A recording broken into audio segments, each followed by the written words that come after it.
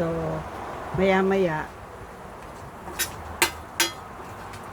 nakakatuwa yung friend ng anak ko. Ay napakaaga niya kasi papasok pala siya. And parang part na siya ng family namin. Si one of the closest friend ng anak ko ngayon. Yung isa niyang friend, hindi makakarating. Kasi, alam nyo, sorry so mga friends ko kung hindi ako nag-i-invite. Kasi, as I grow older, it seems na parang mas mahina na yung katawan ko. Kaya, yung mga anak ko talagang ang gusto nila just for me to enjoy. So, konting salo-salo family lang. Sorry, hindi ako nag-invite. Siguro next time pagka I have a big budget, magkikatering na lang tayo sa outside or here in my backyard. But for now, we decided just for us, para daw hindi ako mapagod. At the same time, talagang ma-devote ko yung time ko with my children. Kasi we don't know how long pa tayo mabubuhay. So, the remaining few years, kailangan talagang stay ko with my children. Pasensya na po kayo at talaga namang gustong-gusto ko man magkaroon ng kasayahan together. But, maybe on a separate date kasi mas maganda on your birthday kasama nyo yung pamilya, you provided all the attention and care to your family. Sorry po, pero yun lang po yung aking nagawa.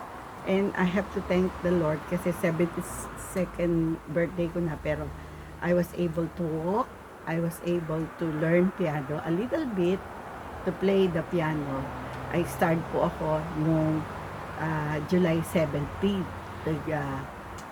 I think July 16 I started kasi in-enroll ako ng anak ko sa Simply Piano para matuto ko. So ngayon alam ko na yung aking 10 fingers, alam ko na ilagay sa keyboard at konting memory.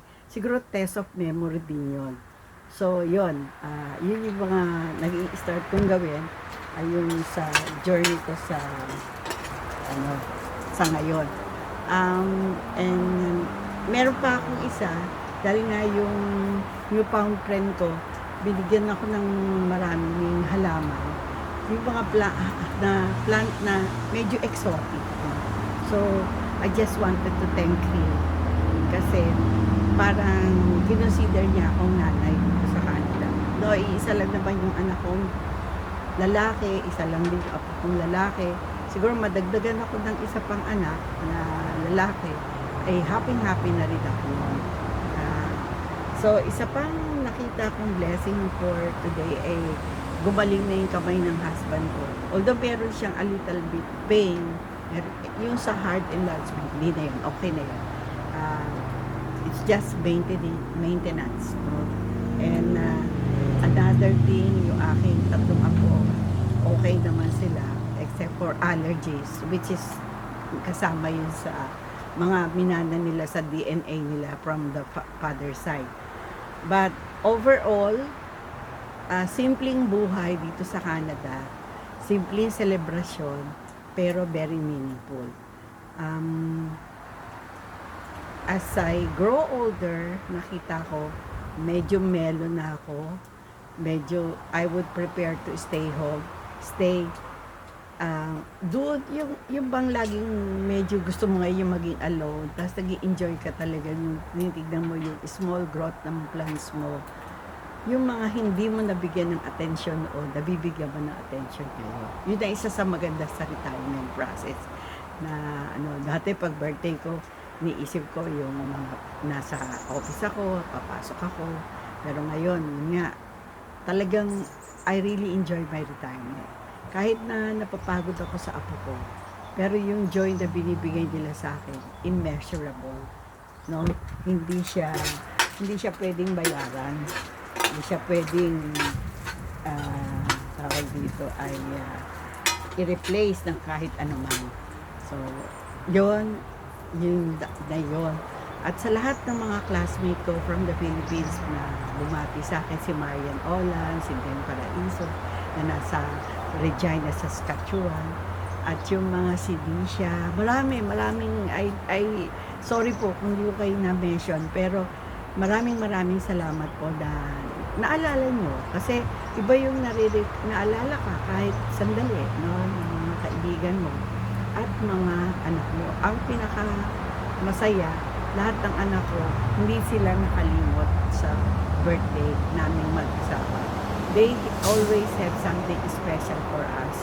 And in this busy world, especially we're in Canada, we are so blessed having children who are thoughtful enough and caring enough to give us some time, although they're busy. Meron silang time sa amin para hilutin kami, para tignan kung okay kami, di-drive kami sa aming mga doktor.